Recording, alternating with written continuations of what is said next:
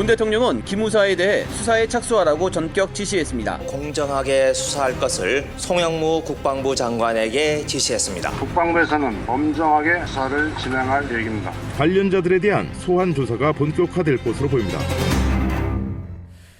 예, 국군 기무사령부가 사면 초과에 몰렸습니다. 문재인 대통령이 고강도 특별수사를 지시했는데요. 창군 이래 군안에 독립수사단이 꾸려지는 거는 이건 처음 있는 일입니다. 대통령이 이 상황을 얼마나 위중하게 보고 있는가를 알 수 있죠. 여러분은 이 기무사를 어떻게 해야 한다고 보세요? 이 기회에 아예 해체해버리자 이런 목소리도 높고요. 아니다, 해체까지는 아니다. 잘 고쳐서 살려내야 한다. 이런 의견도 많습니다. 그렇다면 기무사개혁위원회, 지난 5월부터 꾸려져서 활동해오고 있던 이 기무사개혁 TF에서는 어떤 방안을 구상하고 있는지 오늘 처음 듣습니다. 사실 수차례 회의가 진행됐습니다만 지금까지 단 한 번도 외부로 그 내용을 공개하진 않았었거든요. 오늘 처음 직접 들어보겠습니다. 국군 기무사령부 개혁위원회 장영달 위원장 연결을 해보죠. 장영달 위원장님 안녕하세요. 네, 안녕하셨어요. 예, 이게 네. 출범한 게 5월 말, 그러니까 한 달 반 정도 활동하셨네요. 네, 그렇습니다. 예, 위원장을 포함해서 14명. 첫 개혁안 발표일을 7월 19일로 잡고 있다 제가 이렇게 들었는데 그럼 어떻게 거의 막바지 네. 단계입니까? 지금까지 우리가 얘기한 거는 정리 단계였었는데 예. 예기치 않는 엄청난 사건이 발생이 돼서 예. 과연 그런 결론이 의미가 얼마나 있겠는가를 내일 회의에서 다시 논의해야 될 것 같습니다. 그러니까 사실상은 막바지 단계였는데 네네. 이 계엄령 문건안이 터지면서 다시 미정이 됐군요. 이 개혁안 발표일이. 아마도 내일 결론을 낸다는 것이 지금까지 저희들이 논의했던 것은 예. 어떻게 하면은 군 내부에 부정적으로 만연돼 있는 특권 의식을 뿌리 뽑을 수 있겠는가, 기무 요원들의. 예. 그리고 이제 민간인 사찰, 정치 개입을 하지 말라 그래도 이렇게 계속적으로 수십 년 되어 오기 때문에 예. 이러한 것들을 어떻게 구조적으로 좀 개혁할 수 있겠는가를 논의하고 있었거든요. 그렇죠. 그런데 이러한 군사 반란이 음모되고 있었다. 이런 것들은 저희들은 몰랐던 상태에서 논의를 했어요. 아하. 그렇기 때문에 전혀 다른 상황이 벌어진 상황에서 예. 지금까지 논의된 것만으로 이게 되겠는가. 이런 의문점이 들게 된 거죠. 그러네요. 수사 결과를 보지 않고 개혁안의 결론을 낸다는 게 지금 무색해진 그렇습니다. 상황. 듣고 보니 그렇습니다. 그러네요. 예. 자, 그러면 이번 계엄령 문건 보고는 어떻게 보셨어요, 위원장님? 이거는 이렇게 광주에서 1980년도 양민학살이 있었는데 네. 이번에는 그보다 아마 수십 배 큰 그런 사건이 일어날 뻔한 거거든요. 수도 서울에서 그것도. 예. 그렇기 때문에 정말 아직도 저희들은 충격에서 이렇게 벗어날 수가 없는 상태예요. 아니, 근데 이제 기무사 측에서는 이렇게 말을 합니다. 또 이제 정치권에서 일각에서는 이렇게 말을 합니다. 이건 어디까지나 탄핵이 기각됐을 경우를 상정한 전제로 한 네네. 폭도 수준이 될 경우에 한해서 발령하려는 검토 계획이었을 뿐이다. 아니, 검토도 못하냐? 아니. 이런 얘기하는데요. 아니, 제가 궁금한 거는요. 예. 치안 문제는 경찰이 하는 거예요. 1차적으로. 기무사가 먼저 기획을 해서 예. 과잉 충성을 과연 했는 것인지 아니면 청와대 차원이나 그 윗선에서 야 이거 한번 기획해봐라 예. 했는 것인지 아직 이게 밝혀지지 않았어요. 그렇죠. 왜 군대가 경찰의 의견 한번 듣지 않고 예. 자기네들이 치안 문제를 먼저 치고 나옵니까? 예. 치안을 담당하는 1차적인 임무는 경찰에게 있는데 경찰과 그렇죠. 단 한 번 상의도 없이 계엄을 검토했다는 그 발상 자체부터 틀렸다 이 말씀이신 거예요. 그렇죠. 저 순서가 맞으려면 경찰에서 경찰로서는 도대체가 이게 감당이 어려울 것 같다. 예. 이 다른 방법을 찾아봐야 될 것 같다. 이게 있었으면 뭐가 앞뒤가 맞아요. 그렇지 않으면 군이 나섭니까? 이것은 과거의 관행들을 그대로 머리에 담고 있는 군 의식. 예. 이런 게 놀라운 거죠. 게다가 지금 어제 새롭게 드러난 게 뭐냐면요. 2017년 3월에 만들어진 문건 말고 네. 그 전에 11월에 이미 계엄 검토 문건이 작성됐었다는 새로운 사실이 드러났습니다. 태블릿 PC 그러니까 보도가 나온 게 10월 24일, 촛불 집회가 29일에 처음 시작이 됐는데 네네. 11월 초에 이미 계엄을 검토했다는 걸 이걸 어떻게 봐야 되나요? 그러니까 이명박 박근혜 정권들이 어떻게 해왔는가 이렇게 보면 예. 이 정권들이 민주적인 정권 교체라고는 없는 세상을 만들어 보겠다라고는 헛된 꿈이 있었더라는 얘기들을 저희들이 많이 들어왔어요. 근데 이번 사건들을 보면 예. 이게 헛된 소문들이 아니었구나 하는 생각을 하게 되면서 이러한 것들을 꿈꾸지 않고서는 어떻게 저렇게 큰 범죄를 과감하게 지속적으로 저지를 수 있었겠는가 하는 의문이 들거든요. 그럼 일종의 이제 쿠데타 같은 거를 정권을 계속 유지하기 위한 쿠데타 같은 것을 꿈꿨던 거 아닌가. 그 당시 그런 소문들 돌았는데 그게 사실이었던 게 아닌가 그 생각이 드신단 말씀이군요. 그렇습니다. 이것은 그 어마어마한 군사 반란 예비 음모 사건도 볼 수밖에 없는 거예요. 지금 한 달 반 동안 활동을 하셨으니까 제가 여쭙습니다만은. 네네.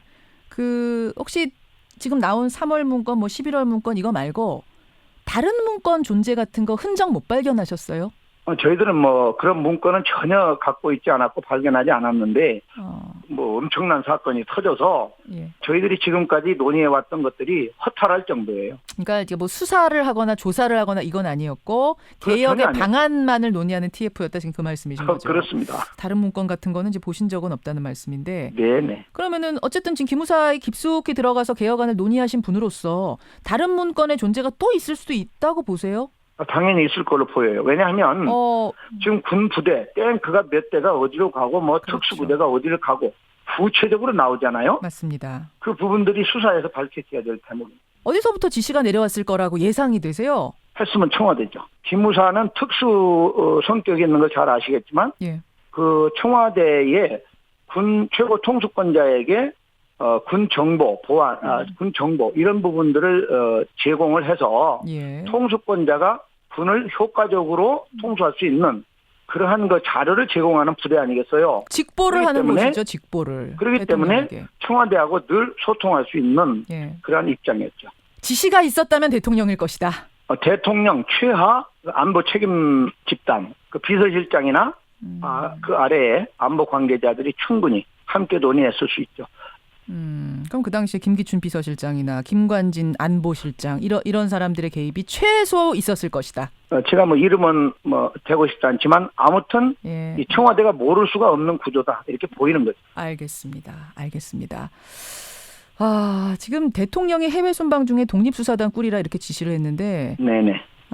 독립이라고 얘기를 하는 건 뭐냐면요, 여러분. 육군 배제, 기무사 배제, 심지어 국방부 장관까지 배제한 독립군수사단. 이 결정을 그렇습니다. 어떻게 보셨어요? 대단히 적절한 결단이셨다고 보이고 그 문건이 지금 3월 달인가 언제 보고가 됐다는 거 아닙니까? 예. 그때 왜 조사를 시작하지 않았을까? 이 엄청난 문제인데 그러한 건 좀 궁금증이 일 수 있는 대목 같아요. 국방부에서 이미 개헌 문건의 존재에 대해 3월에 알았는데 지금 보도가 되고 있는 이것에 대해서 그렇죠. 왜 그때 더 깊이 수사하지 않았는가? 공개하지 그런 생각을 않았는가? 왜 안 했는가? 이렇게 볼 수 있을 것 같아요. 그 말씀은 국방부 장관의 어떤 판단이 좀 틀렸다라고 보시는 걸까요?